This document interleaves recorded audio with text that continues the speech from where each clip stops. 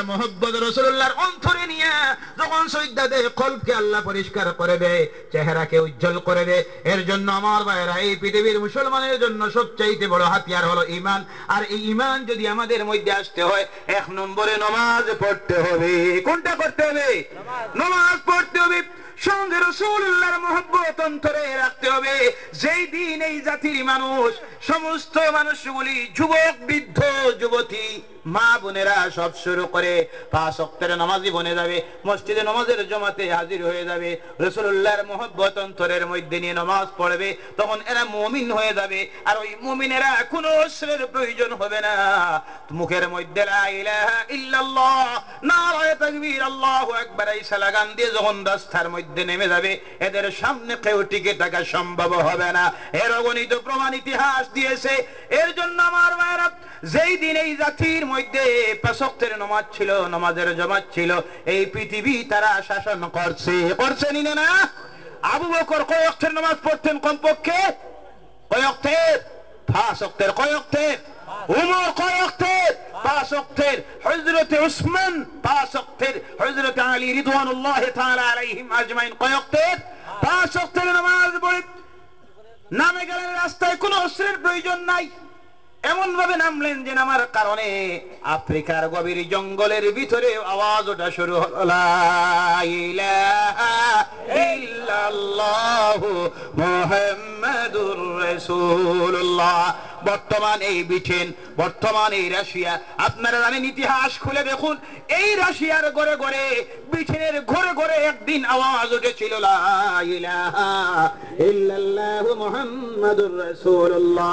ওই সৌদি আরব থেকে, মক্কা থেকে, মদিনা থেকে, আমার জন্মভূমি এই ভারতবর্ষ 1000 কিলোমিটার দূরেও, কিন্তু ওই জায়গায় সেই দিন আওয়াজ উঠেছিল, লা ইলাহা ইল্লাল্লাহু মুহাম্মাদুর রাসূলুল্লাহ।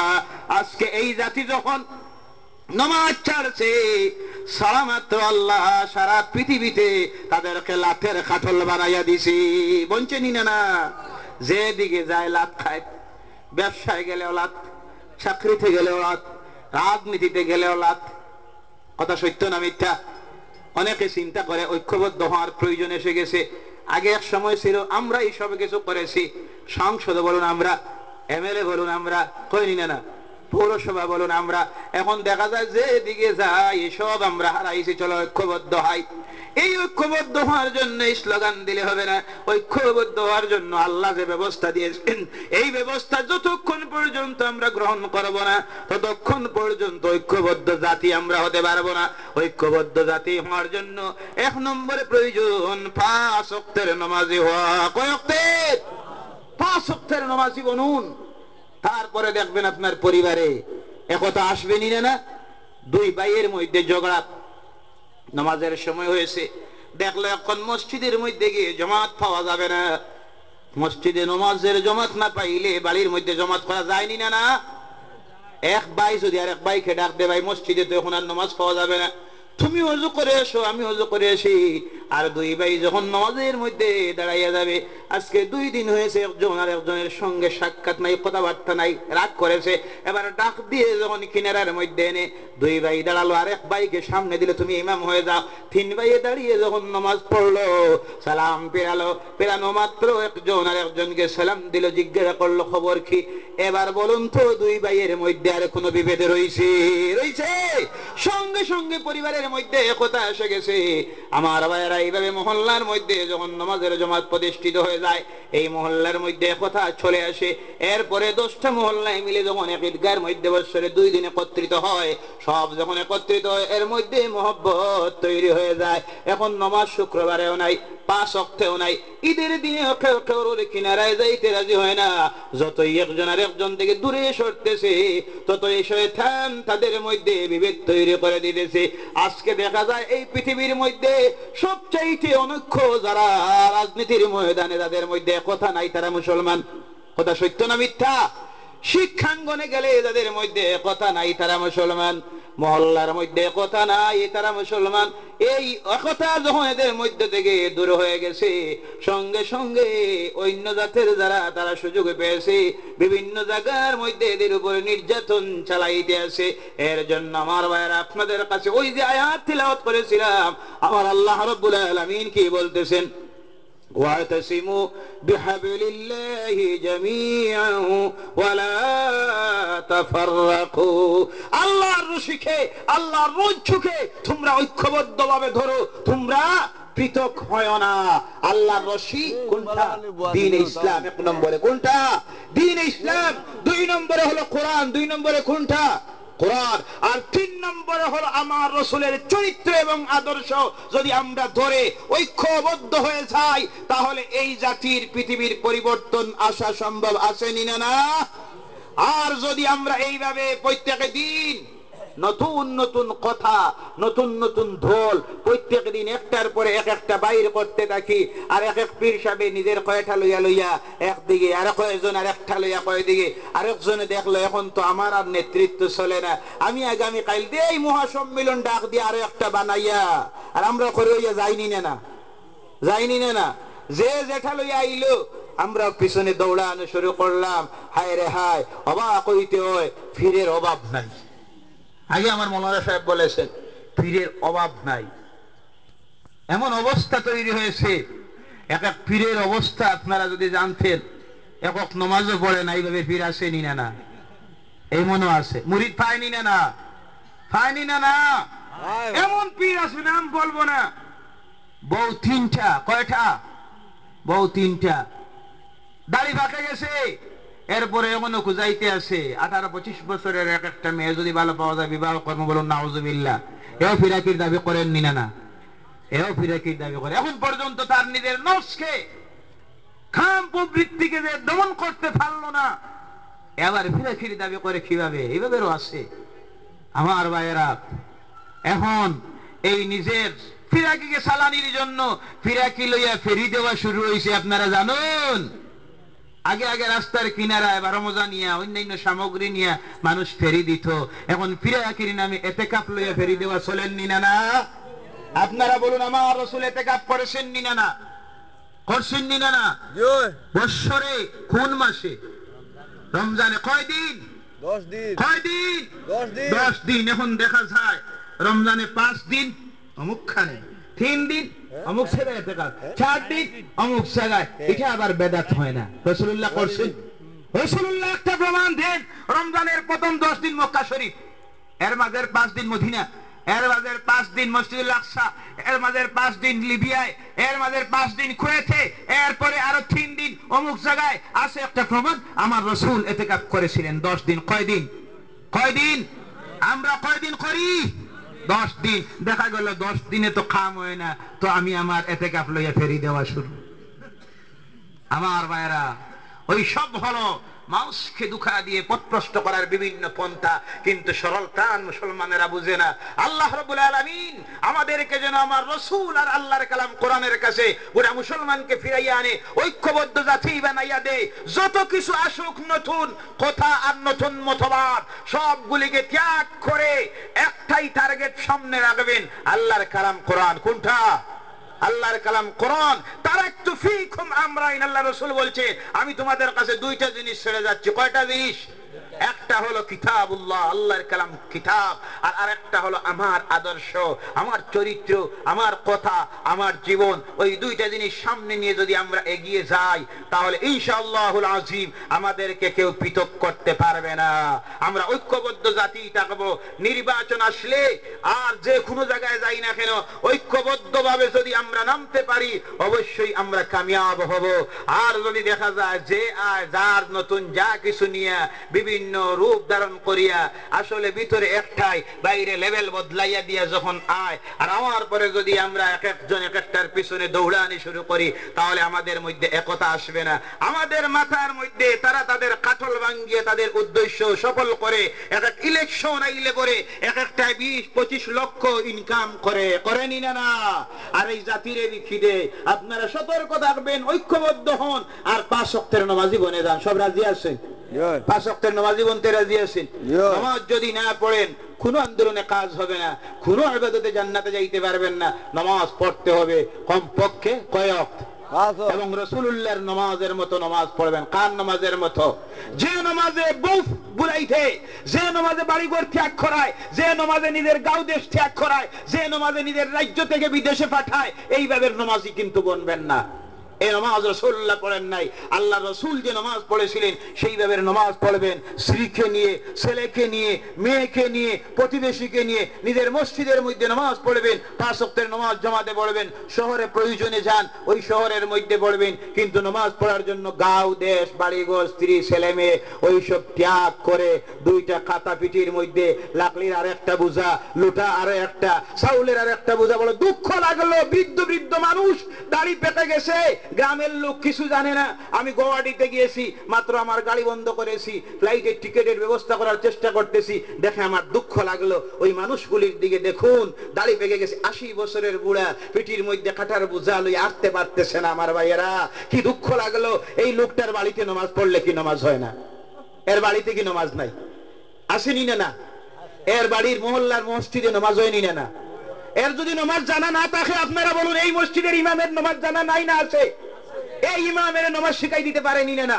ওই লোকটা মাগরিবের পর ফজরের পরে মসজিদে বসে ইমামের কাছে নামাজ শিখতে পারেনি না? ওযু গোসল শিখতে পারেনি না? এই লোকটার উপর যে জুলুম যারা করতেছে আল্লাহর ইবাদতের নামে, দ্বীনের নামে, আল্লাহ ওগুলিকে হেদায়েত নসিব করেন। সকলে বলুন আল্লাহুম্মা আমিন। বুড়া মানুষটা আসতে পারতেছে না, পিঠিতে যে বোঝা, এর উপরে দেখি মাথায় আর একটা লাকড়ির বোঝা, আসতে পারতেছে না। গুয়াহাটি শহরে পল্টন বাজারে আমি দেখে বললাম, বাবাজি এই কষ্টে আপনাকে খেলাম আলো। আপনার বাড়িতে আপনি 5 ওয়াক্তের নামাজ পড়ুন, আপনার বাড়ির কিনারার মসজিদে গিয়ে আপনি 5 ওয়াক্তের নামাজ পড়ুন। নামাজে যদি কিছু ভুল থাকে, জানা থাকে না, আপনার মহল্লার মসজিদের ইমামের কাছে গিয়ে আপনি সকালে কিছু সময় বসে বলুন, ইমাম সাহেব আমার নামাজটা শিখাইয়া দিন, ওই কিরাতটা একটু শিখাইয়া দিন, ওযুটা শিখাইয়া দিন, গোসলটা শিখাইয়া দিন। শিখতে পারেনি না? কেন এইভাবে রাস্তায় নামাইয়া কষ্ট করানো হচ্ছে? নিজের দলের লোক দেখানোর জন্য। আল্লাহ যেন হেদায়েত নসিব করে এভাবে নামাজি বনবেন না। আল্লাহ যেন এইভাবে নামাজি বনার থেকে আমাদেরকে হেফাজত করে। সকলে বলুন আল্লাহুম্মা আমিন। এই সংক্ষিপ্ত যে আলোচনা আপনাদের সামনে রেখেছি, এর উপর আমল করার আল্লাহ যেন তৌফিক দেয়। সকলে বলুন আল্লাহুম্মা আমিন। ওয়া মা আলাইনা ইল্লাল বালাগ ওয়া আখির দাওয়ানা আলহামদুলিল্লাহি রাব্বিল আলামিন। আল্লাহুম্মা আমিন। ربنا ظلمنا أنفسنا وإن لم تغفر لنا وترحمنا لنكونن من الخاسرين. ربنا آتنا في الدنيا حسنة وفي الآخرة حسنة وقنا عذاب النار وادخلنا الجنة مع الأبرار يا عزيز يا غفار يا رب العالمين. اللهم اعتق رقابنا ورقاب آبائنا وأمهاتنا وإخواننا وأزواجنا وأولادنا من النار يا ذا الجود والكرم والفضل والمن والعطاء والإحسان. اللهم احسن عاقبتنا بالأمور كلها وأجرنا من خزي الدنيا وعذاب الآخرة. اللهم لا تقتلنا بغضبك ولا تهلكنا بعذابك يا الله. اللهم إني أسألك إيمانا كاملا ويقينا صادقا ورزقا واسعا وقلبا خاشعا ولسانا ذاكرا وحلالا طيبا وتوبة نصوحا وتوبة قبل الموت وراحة عند الموت ومغفرة ورحمة ونجاة بعد الموت يا الله. ربنا ولا تحملنا ما لا طاقة لنا به واعف عنا واغفر لنا وارحمنا أنت مولانا فانصرنا على القوم الكافرين. اللهم أعز الإسلام والمسلمين واخذل الكفرة والمبتدعة والمشركين واليهود والنصارى. আল্লাহ এই মুহূর্তে এই ময়দানটার দিকে একটাবার তুমি তোমার রহমতের দৃষ্টিতে দাও। আল্লাহ আল্লাহ তুমি এই মুহূর্তে এই প্যান্ডেলের দিকে চাইলে পরে দেখতেছো আল্লাহ প্যান্ডেলের ভিতরে আর একটাও মানুষ বসার কোনো জায়গা নাই। গোটা ময়দান ভরে গিয়ে তোমার ঘরে মসজিদে ভরে গিয়ে জায়গা না পেয়ে রাস্তায় দাঁড়াইয়া দাঁড়াইয়া তোমার বান্দার আলোচনা শুনতেছে। আল্লাহ আল্লাহ 2-2.5 ঘন্টার মতো বক্তব্য রাখলাম, যতক্ষণ আলোচনা করেছি একটাও তোমার বান্দা বসার থেকে উঠলো না, নড়লো না। আল্লাহ আল্লাহ যারা এইভাবে মনে প্রাণে আলোচনা দেওয়ান শুনেছে এদেরকে নিয়ে আর ডানে বামে অগণিত উলামায়ে কেরাম নিয়ে তুমি মাবুদের দরবারে হাত পাতাইয়াছি। আল্লাহ যেই মাসটায় হাত তুলেছে ওই মাসের নাম হলো রবিউল আউয়ালের মাস। আল্লাহ তোমার হাবিবের রহমাতুল লিল আলামিনের আগমনের মাস। আল্লাহ এই মাসটায় গুনাহগারেরা আজকের রাত্রির আরামের ঘুম হারাম করে দিয়া আরামের বিছানাটাকে ছেড়ে দিয়া জীবনের গুনাহগুলির কথা স্মরণ করে এই ময়দানে এই মুহূর্তে বসে রয়েছে। আল্লাহ আল্লাহ জীবনে অনেক গুনাহ করিয়াছি, জানিত ভাবে অজানিত ভাবে লুকায়িত ভাবে প্রকাশ্যে যা করছি আল্লাহ সব কিন্তু তোমার জানা। আল্লাহ তোমার কাছে কোনো কিছু লুকায়িত নয়, জীবনে যা করছি সব কিছুর কথা স্মরণ করে খালেস তওবার নিয়তে হাত তুলে আরজ করতেছি আমাদের জীবনের সকল প্রকারের গুনাহগুলি মাফ করে দাও। আল্লাহ আয় আল্লাহ এই মাহফিলে যে আলোচনা হয়েছে এর সবটুকুন সর্বপ্রথম মদিনার হাবিবের রওজা মুবারকে পৌঁছাইয়া দেও। আল্লাহ সাহাবায়ে কেরাম থেকে আরম্ভ করে যত মুমিন মুমিনাত অন্ধকার কবরের গায়ে চলে গেছেন প্রত্যেকের কবরে সবটুকুন পৌঁছাইয়া দাও। আল্লাহ বিশেষ করে যত আউলিয়া কেরাম কবরবাসী হয়ে গেছেন তাদের কবরের সব পৌঁছাইয়া দাও। বিশেষ করে শামসুল উলামা জুবদাতুল আরিফিন সিরাজুস সালিকিন মিনহাজুল আবিদিন আমার পীর মুর্শিদ সাহেব কিবলাই ফুলতলির রওজা মুবারকের সওয়াব পৌঁছাইয়া দে। আল্লাহ আল্লাহ তোমার ওলির দরজাকে বহুত বহুত বুলন্দ করে। মুসলমানের পরিচয় দেয় যেগুলো নাম হইল নামাজ। কোন গে নামাজে পরিচয় দেয়, কিন্তু আজকে দুনিয়ার মুসলমানে যখন নামাজ ছাড়ি দিয়েছি আমরা নামাজ ছাড়ার লগে লগে যত আপনার বেমার আসলো সারাই আমরার মধ্যে আমাই গেছে। কারণ নামাজ হইল এমন এক ঔষধ। নামাজ হইল কোথা? নামাজ হইল ঔষধ। আল্লাহ রাব্বুল আলামিন কইরা ই ঔষধ যারা ব্যবহার করি লাইব যত বেমার আছে সব তারা তাকে হরি যাইব। আল্লাহর কোরআনের ঘোষণা ইন্নাস সালাতা তানহা আনিল ফাহশাই ওয়াল মুনকার। নামাজ এমন এক ইবাদত যে ব্যক্তি নামাজ পড়ি লাইব পাক্কা নামাজ হয়ে যাইব, প্রকৃত নামাজ হয়ে যাইব। দুনিয়ার যত গুনার কাম আছে যত অশ্লীলতা আছে এটা থেকে তারে নামাজে বিরত করি লাইব। নামাজ পড়লে মানুষ এক নম্বরে যে জিনিসটা পায় হইল পবিত্রতা। কোনটা? পবিত্রতা, পাক সাফ হওয়া। নামাজ যদি থাকে না এগুলো জানিয়ে রাখবে পাক সাফ নাই। নামাজ যদি থাকে না এগুলো শরীর না পাক।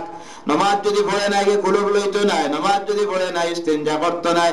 নামাজ যদি পড়ে নাই বুঝে পেশাব করতো না। জেনে জানে কইব বাই যাইব না। পাক জরুর যত সময় পর্যন্ত থাকে মানুষের পবিত্রতা যত সময় হাসিল করে না অত সময় পর্যন্ত ইমান ফুরা হইতো নাই। ইমান যদি ফুরা না হয় মুমিন হইতো নাই। মুমিন যদি না হয় ব্যস্ত যাইতে পারতো নাই। পবিত্রতা যখন মানুষের মধ্যে হয় তখন গিয়া ইমান ফুরে। এর লাগে বুখারী শরীফের হাদিস রাসূলুল্লাহ ফরমায় আত-তাহুরু নিসফুল ঈমান। পরিষ্কার পরিচ্ছন্নতা হইল ঈমানের অর্ধেক। যখন তোমার মধ্যে পরিষ্কার পরিচ্ছন্নতা আইব নামাজ আওয়ার লগে লগে নামাজ হয়ে গেলে খেয়াল করবো পেশাব করতাম দলা আসেনি। নামাজ হয়ে গেলে পেশাব করার লগে লগে চিন্তা করবো পানি আসেনি ইস্তেঞ্জা করতাম। নামাজ যদি পড়ে নাই কান্তার মধ্যে আইতো নাই, না আইলে ঈমান আইতো নাই। আমার বন্ধুগণ জানিয়ে রাখিও আজকে আমরা যখন নামাজ ছাড়ছি নামাজ ছাড়ার লগে লগে অন্তর থেকে আল্লাহর ডর গেছে গিয়া। নামাজ যে মানুষে পড়ে তার ভিতরে আল্লাহর ডর আয়। আল্লাহর ডর ভিতরে আমার লগে লগে দুনিয়ার কোনো কিছু এই মানুষে আটকাইতে পারে না। আল্লাহর ডর ভিতরে আমার বাদে দুনিয়ার যত বড় সুন্দরী যদি তার সামনে আয় জিনা করার লাগিয়া এই আল্লাহর ডরে আর ভয়ে গুনাহ থেকে তারে ফিরাইলাই। ফেরানি সম্ভব আসেনি। ইউসুফ আলাইহিস সালামের নাম শুনাইনি, হযরত ইউসুফের নাম শুনাইনি। এক নবী আসলা নানি, বাদশাহ আসলা নানি, বহুত বড় বাদশাহ, পয়লা খাদ্যমন্ত্রী, এর বাদে রাষ্ট্রপতি। ইউসুফের বিস্তারিত ঘটনা আল্লাহ কোরআনে এক সূরা নাযিল করেছেন। পুরা সূরার ফার্স্ট টু লাস্ট ইউসুফের জীবনের উপরে আলোচনা। যে সূরার নাম রাখা হয়ে গেছে সূরা ইউসুফ। কোন সূরা? সূরা ইউসুফ। মানে এক নাম্বার ঘটনা এখান সারা খাওয়ার দরকার নাই, খাওয়ার দরকার যখন মানুষের দিলের মধ্যে আল্লাহ ডরাই যায় তখন কি অবস্থা মানুষের তৈরি হয়, দুনিয়ার সারা গুনাহ থেকে মানুষ বাঁচি যায়। ইউসুফ রে ভাইয়া ইনতে কুয়ার মধ্যে ফেলাইলা, এরা নাম্বা ঘটনা এখান থেকে তুলে নেওয়া হইলো, বাজারের মধ্যে গিয়া বিকিলা, বিকিয়া যে বেটার গোলাম হইয়া তার বাড়িতে গেলা, এর নাম হইলো আজিজে মিসর, মিসরের বাদশাহ, মিশরের বাদশাহ করো গেলা, বাদশার বউ যার নাম হইলো জুলাইখা, যার নাম জুলাইখা। এই বাদশার কোন ছেলে মেয়ে নাই, কোরআন শরীফের মধ্যে বাদশাহ করার মধ্যে নিল, নে জুলাইখারে কইল, ও জুলাইখা এই বাচ্চাটারে তুমি লালন পালন করো, তোমার আমার বাচ্চা নাই, এরে মহব্বত করো। ইউসুফ আল্লাহ কি সৌন্দর্যতা দিল। হাদিস শরীফের মধ্যে রাসূলুল্লাহ ফরমায়েন দুনিয়ার যত সৌন্দর্যতা আছে সারা সৌন্দর্যতারে আল্লাহ 100 ভাগ 100 ভাগের মধ্যে 99 ভাগ করিয়া 100 ভাগের মধ্যে দেখিয়া 1 ভাগ দুনিয়ার সারার মধ্যে দিয়েছে, আর 99 ভাগ দিছিল রাসূলুল্লাহর মধ্যে। অন্য হাদিস আর রাসূলুল্লাহ ফরমায়েন দুনিয়ার সৌন্দর্যতারে আল্লাহ 50-50 করছে, অর্ধেক অর্ধেক করিয়া অর্ধেক দিয়েছে দুনিয়ার সারা জিনিসের মধ্যে বাটিয়া, আর অর্ধেক দিছিল যার মধ্যে, এর নাম ইউসুফ। এর কারণে ইউসুফের সৌন্দর্যতা সম্পর্কে হযরত আয়েশা ফরমাইতরা মিশরের মহিলা বলে ইউসুফের সৌন্দর্যতা দেখিয়া তারা হাত কাটিছিল, কিতা কাটিছিল, আর রাসূলুল্লাহর সৌন্দর্যতা দেখিয়া সাহাবায়ে কেরামে তারা গর্দনা কাটিছেন, কিতা কাটিছেন।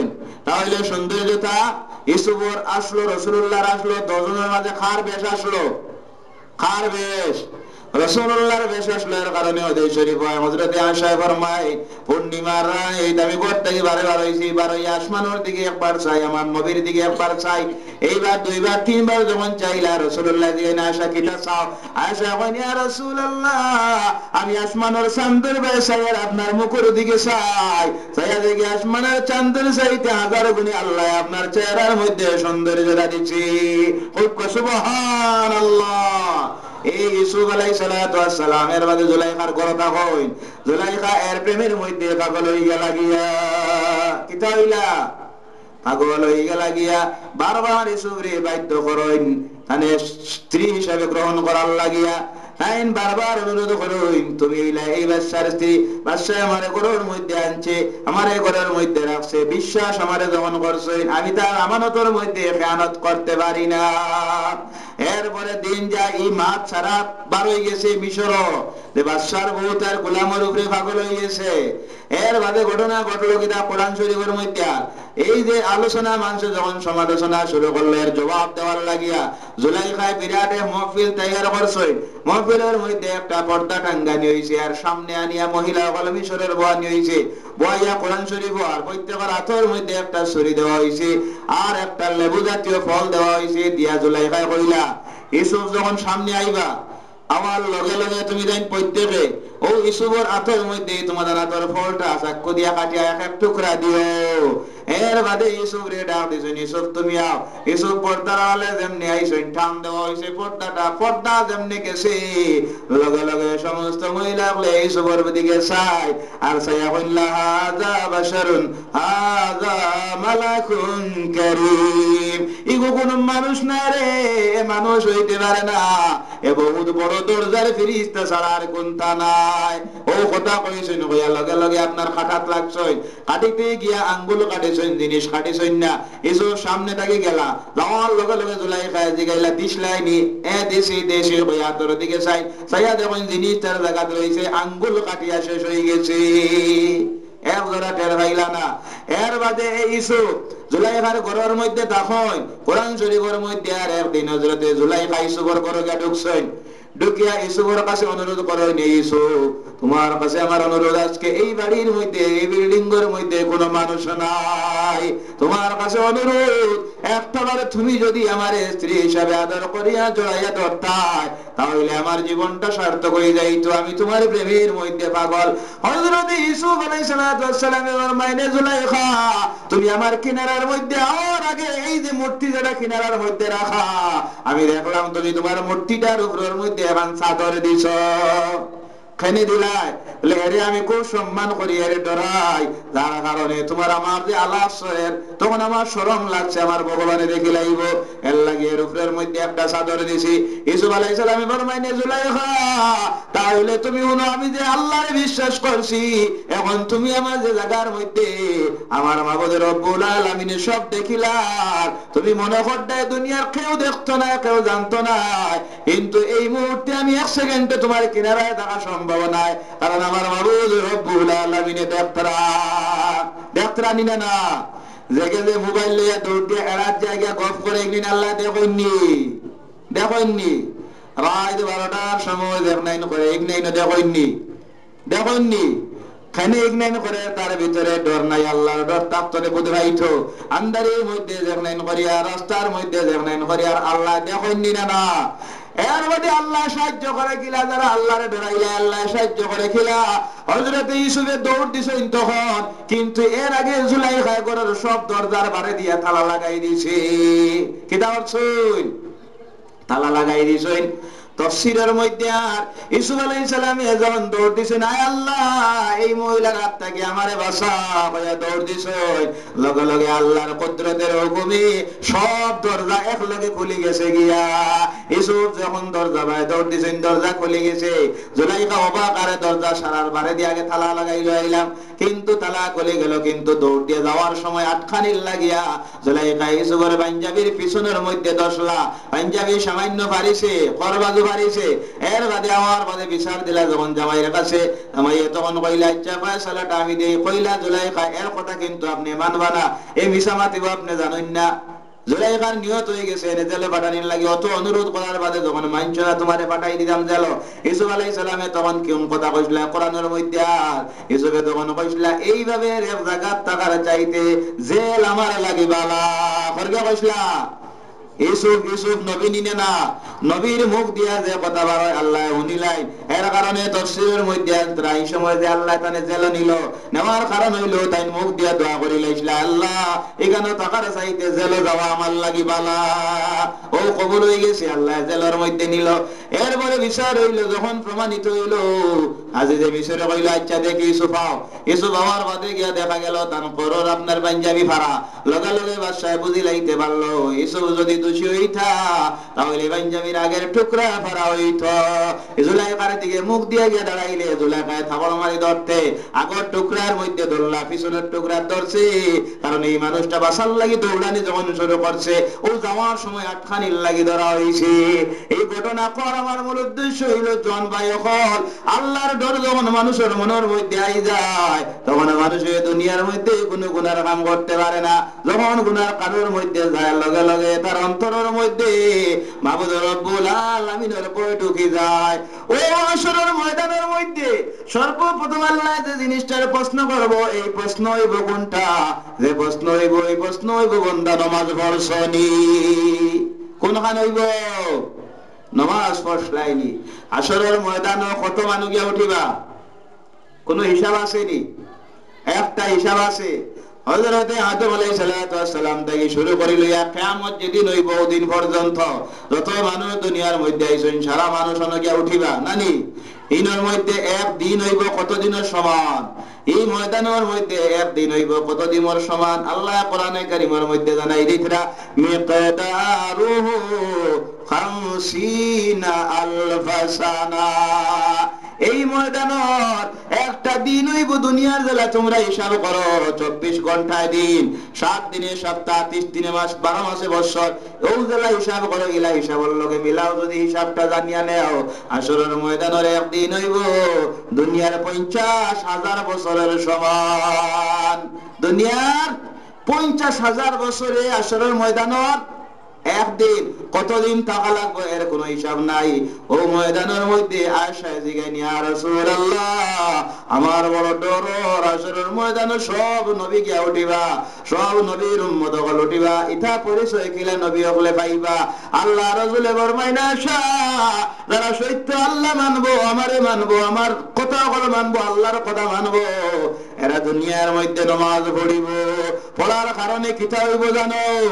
এই ময়দানের মধ্যে এরা যখন হাসরের ময়দানে উঠিবা, ওযু করতে গিয়ে এটার শরীরের যে জায়গা ফল দোয়া হইব, আর নামাজ পড়তে গিয়ে শরীরের যে জায়গা হল লাগবো এই জায়গা হল এই দিন আল্লাহ আলোকিত করে দিলাইব, চমকিতে থাকবো। আমি যারে দেখবো দেখার লগে লগে বুঝিলাইমু এ আমার উম্মত। কিন্তু যারা নামাজ পড়তো না এরা এই দিন রাসূলুল্লাহর উম্মতি দাবি করবো, কিনারার মধ্যে যাওয়ার চেষ্টা করবো।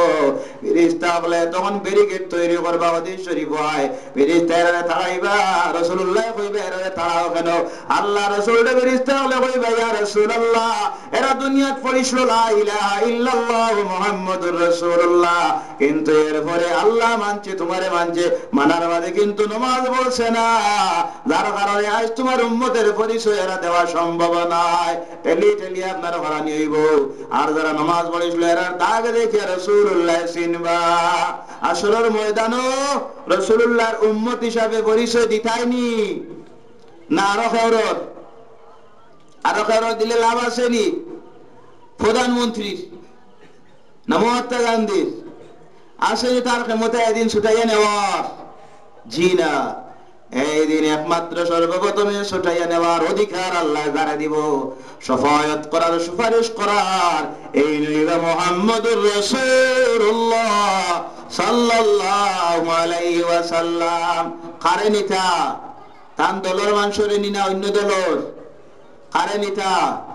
তান দলের মানুষ। তান দলের মানুষের পরিচয় কিতা? রাসূলুল্লাহ ও যে আগে কইলাইছি রাসূলুল্লাহ কইছেন তান দলের মানুষ যারা হইব এরা এক নম্বরের পরিচয়টা হইব নামাজ। কোনটা?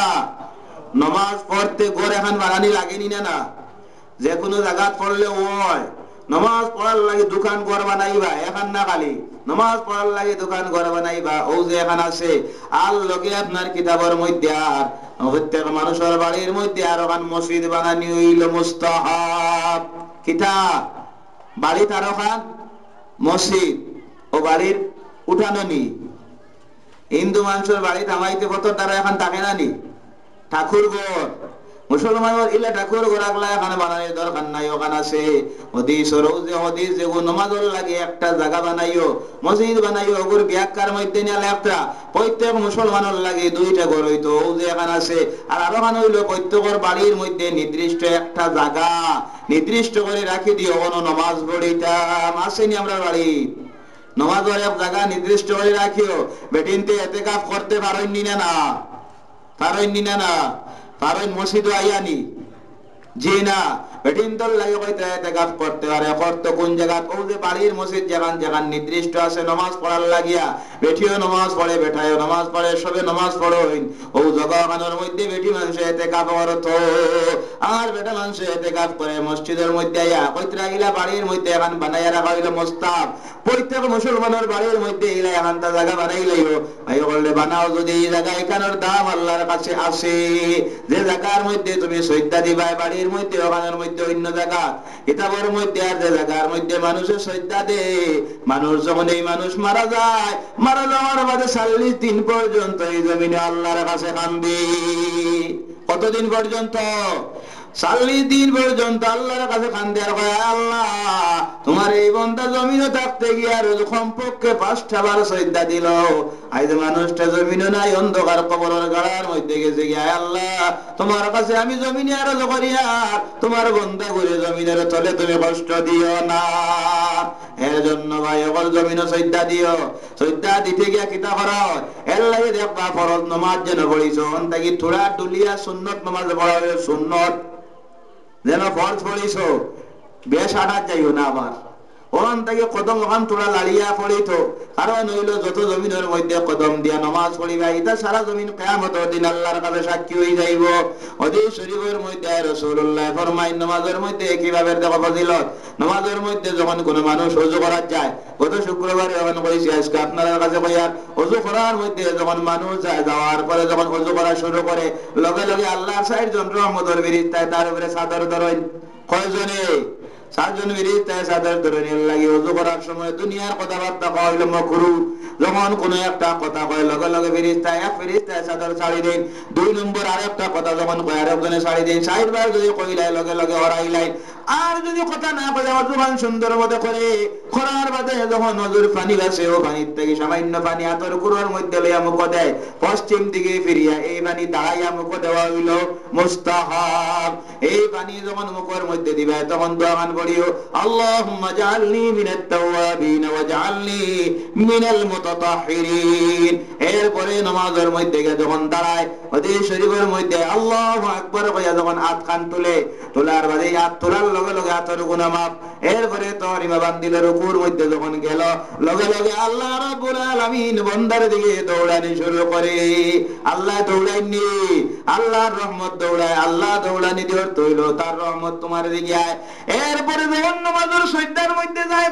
হাদিস শরীফের মধ্যে নামাজের সিজদার মধ্যে বান্দা যাওয়া মাত্র এই বান্দা আর আল্লাহর মধ্যে কোনো পর্দা থাকে না এর লাগি হাদিস শরীফের মধ্যে যে মানুষে নামাজের সিজদার মধ্যে গিয়া মানুষে যে দোয়া আল্লাহর কাছে করে এই দোয়ারে আল্লাহ ফিরাইয়া দেয় না দুই সিজদার মাঝখানেও যে দোয়া করে এই দোয়ারে আল্লাহ ফিরাইয়া দেয় না কিন্তু আমরা বড় তাড়াহুড়া করি না নি কেউ তো আর মাথা তুলতেও রাজি না এলাও আসে না নি এক গোট লগে লাগাইয়া আর গোতেরা বি হইলে তো মাশাআল্লাহ দিছে তোলা উলার নাই দোষ হইতার মাঝখানে রাসূলুল্লাহ কতমান বলিতে আল্লাহুম্মা গফিরলি ওয়ারহামনি ওয়াহদিনি ওয়াশফিনি ওয়াজকিনি আরো বেদান লম্বা আল্লাহ আমারে মাফ করে দেও আল্লাহ আমারে শিফা দেও আল্লাহ আমারে রিজিক দেও আল্লাহ আমাদের যাত্রে বরণ করো যত পারো ইনো দোয়া করিও কারণ তো সিজদার মাঝখানে মানুষে যা দোয়া করে ইগনে আল্লাহ কবুল করে সিজদার মধ্যে যখন দোয়া করে আল্লাহ কবুল করে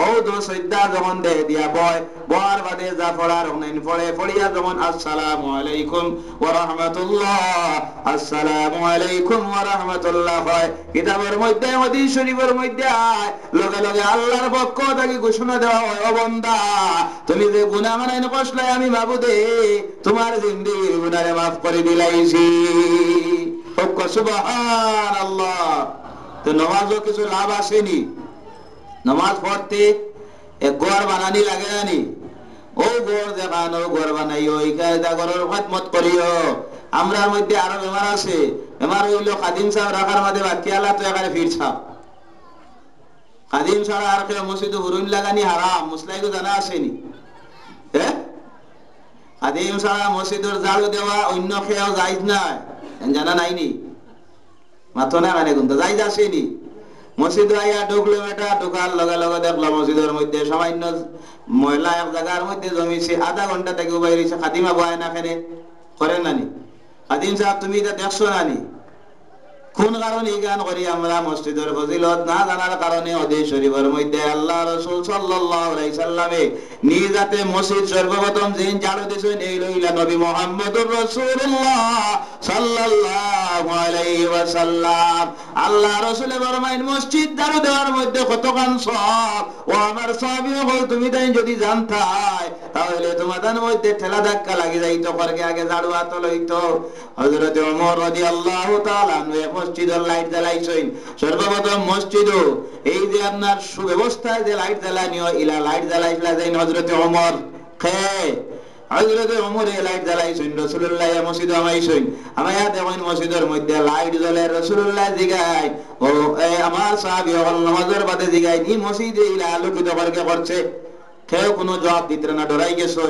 মনে হয় রাসূলুল্লাহর গুসা উঠে গেছে ইগনাইন দেখিয়া কোন কথা কইবা রাসূলুল্লাহ একবার রাসূলুল্লাহ কইলা দুইবার কইলা তিনবার কইলা কেউ উত্তর দেন না হযরত ওমর দাঁড়ায়া কইনি ইয়া রাসূলুল্লাহ কোন ভুল হইলে মাফ দিবা আমি ওমরই কাম খান করি লাইছি আল্লাহ রাসূল ফরমায় নবী তোমার তুমি শুনো যে ওমরে এই গোট দিলা আলোকিত করছো জানিয়া রাখিও আল্লাহ তোমার কবর দিলা আলোকিত করি লাইব হুক্কা সুবহানাল্লাহ এই ঘরের এত পর্যন্ত মর্যাদা যার কারণে কইত্রা কেরেস্তেল মসজিদের ঘরের মধ্যে জ্বালানি হারাম নানি এগুলো আলু যেগুলো এগুলোর মধ্যে দুর্গন্ধ বাড়াইব অনুরূপ ভাবে জানিয়া রাখিও নামাজ পড়ার সময় যদি লাইট কিনারার মধ্যে জ্বালানি লাগে এই লাইটটা সবচেয়ে বড় মোমবাতি জ্বালানি কোনগুলো দুর্গন্ধ নাই।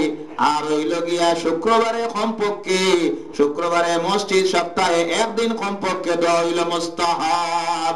শুক্রবারের দিন সপ্তাহে মসজিদ কমপক্ষে শুক্রবারের দিন সুগন্ধি ব্যবহার করা হইল মুস্তাহাব। কোনটা? সুগন্ধি ব্যবহার করা হইল মুস্তাহাব। আমরা তো মসজিদ হলর যে হাল্লত সুগন্ধি তো বহুত দূরের কথা। শুক্রবারেও কোনো মসজিদের মধ্যে গিয়া দেখবা এখানে সৈদ্যা দিতে গিয়া দুর্গন্ধে সৈদ্যা দেওয়া যান না। সারা আপনার সপ্তাহ ময়লা লাগি রয়েছে, আপনার অনেক জিনিসের বিটকল পড়ে রয়েছে। এর কারণে রাসূলুল্লাহ এই মসজিদের ফজিলত সম্মান অন্যান্য করার চাইতে বেশি। এই মসজিদের আপনার যদি কোনো মানুষে একটা বালিরে যদি ক্ষতি করে তাহলে কিয়ামতের দিনের জবাব দেওয়া লাগবে। এর লাগি মাসলার কিতাবের মধ্যে আমরা মসজিদের ওয়ালো সাইকেল আজান দিয়া তোয়া হারাম। মসজিদের ওয়ালো সাইকেল আজান দিয়া তো আরাম। কারণ হইল এই সাইকেলের যে গসায় একটা বালি যদি মসজিদের পড়ি যায় এখানের জবাব কিয়ামতের দিন দেওয়া লাগবো। আল্লাহর ঘরের যে ক্ষতি তুমি করছো। মসজিদের কোন জিনিস আপনার মসজিদের বাইরে নেওয়া হারাম। মসজিদের গাছের যদি একটা পাতা পড়ি যায় ওগো কইত্রা বাইরে তুলিয়া নিত না, কানের মধ্যে নষ্ট হইতে পারে। প্রয়োজনে যদি একটা মসজিদ দেখা যায় নষ্ট হয়ে গেছে গিয়া ইনো আর মসজিদ বলেন না ওগুলো কোনো সামগ্রী তখন অন্য মসজিদ নিয়ে ব্যবহার করতে পারে।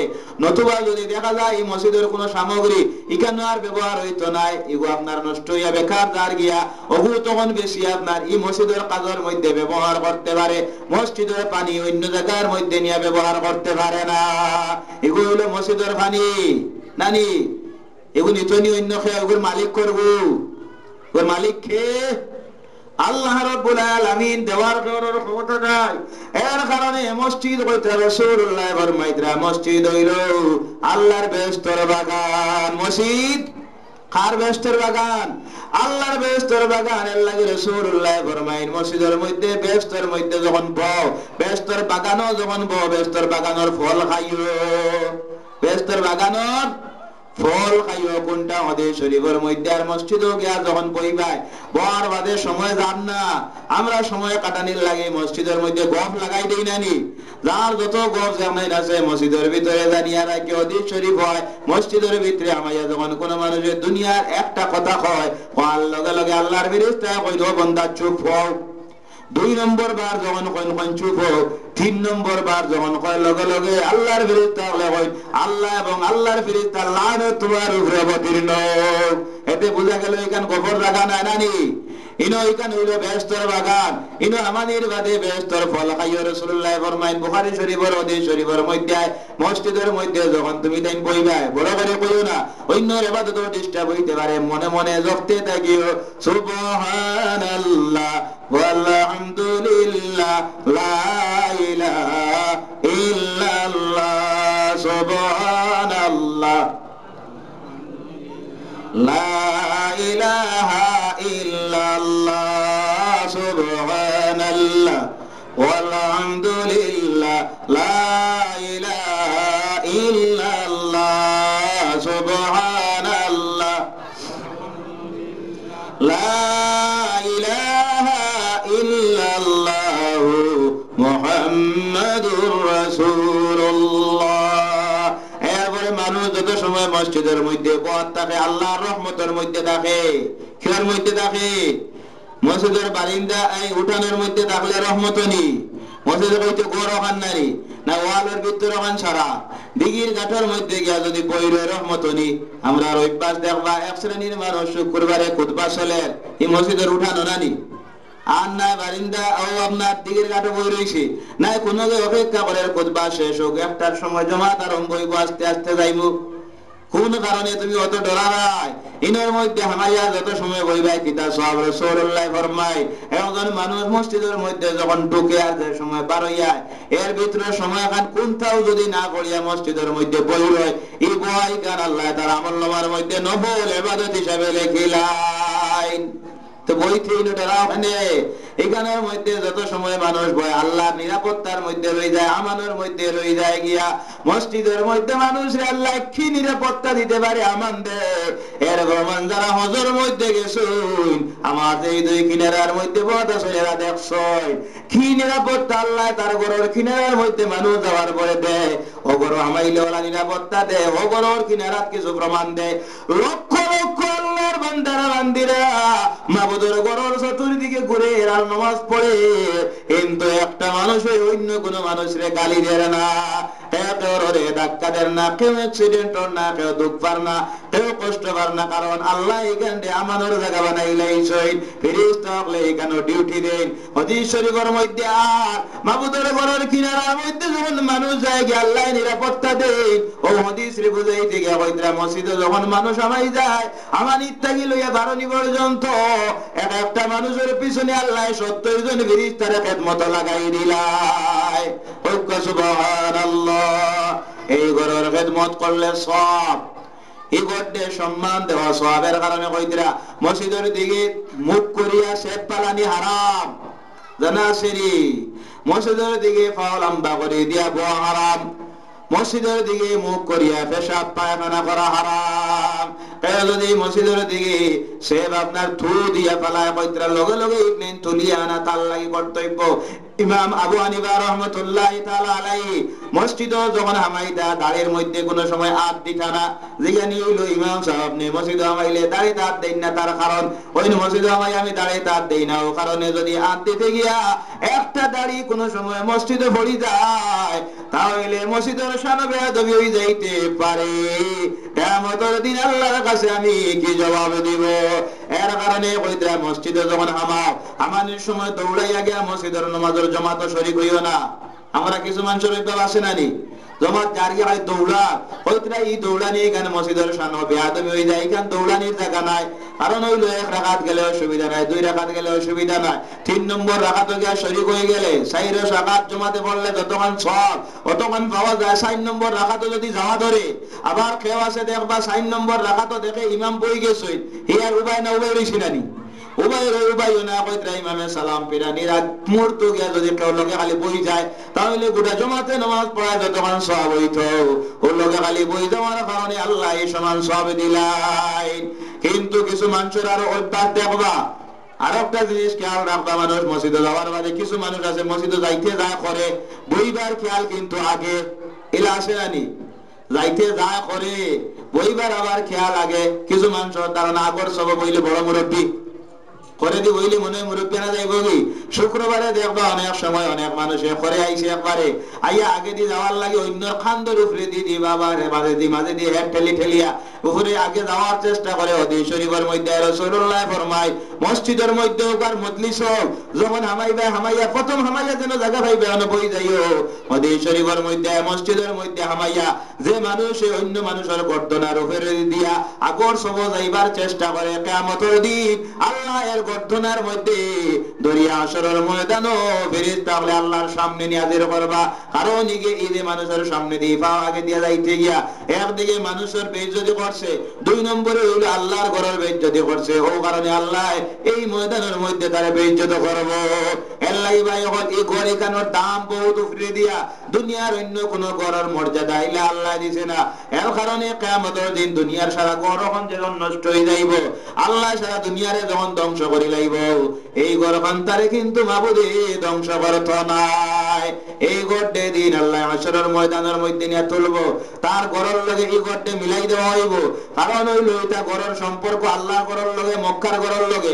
ও কারণে দুনিয়ার যত মসজিদ আছে আমরা এটার যেথা এটার মুখ পশ্চিমে দিয়ে খেনে দেওয়া হয়, উতরে দিদি লইব নানি ওই তো না। কারণ হইল এটার পশ্চিমে ওখান, এটার পশ্চিমে ওখান, এটার মুখ হইল মেহরাব, এটার মুখ কোনটা, এটার মুখ হইল কি মেহরাব, মেহরাব রে ওখানোর দিকে দেওয়া হয়, ওখানোর মুখ ওখানোর দিকে, ওখানোর উতরে দিয়ে যেটা ওটার মুখ দেওয়া হয় দক্ষিণে দিয়া, এটার মেহরাব দক্ষিণে দিয়া, পশ্চিমে যেটা এটার মুখ হইল গিয়া পূবে দিয়ে, তার মেহরাব হইল পূবে দিয়া।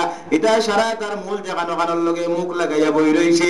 আর কিয়ামতের দিন আল্লাহ এটা সারা ওখানোর লগে নিয়ে মিলাইয়া দিব। মিলাইয়া দেওয়ার বাদে আসরের ময়দানে গিয়া এটাও পাইবা। জানিয়া রাখিও মসজিদ বানানোর কারণে মানুষ ব্যস্ত যাইবা, মসজিদ বানালে মানুষ দুজকের মধ্যে যাইবা নানি। ওইখান যেইন এখানে আগে তো আসলো না নানি, ও গাঁর মানুষ যারা এরারে 2-4 গান মাত মাত্র কইতাম আমি, কইলে নারাজ হইতে পারতেন। আমার কিছু দাবি আছে নানি, দাবি আছে নানি। বাইরে থেকে যারা আসলে তারা মাতিলে ডর আছে, কান থেকে আইসেন কোন খান মাতি ব্যাপারে জানতারা না। আমি ইনো মাতার কিছু দাবি আসেনি না না না খাওয়া যদি আর মাতিতাম না, ইগান তো ইনো আইস্তা কি 8-10 বছর আগে আসলো না নানি, আসলো না তো ইনের এরা মসজিদ আসলে নানি, এখানে ইনো খেনে বানাইছো কেটা লাগিয়া কইতে তো নানি কোন আরো নেই। আমি চলে সব ওই জগরি আমি চলে দেরিও সা হয় আমি ইনো জো নাই না লা ইলাহা ইল্লাল্লাহ লা ইলাহা ইল্লাল্লাহ লা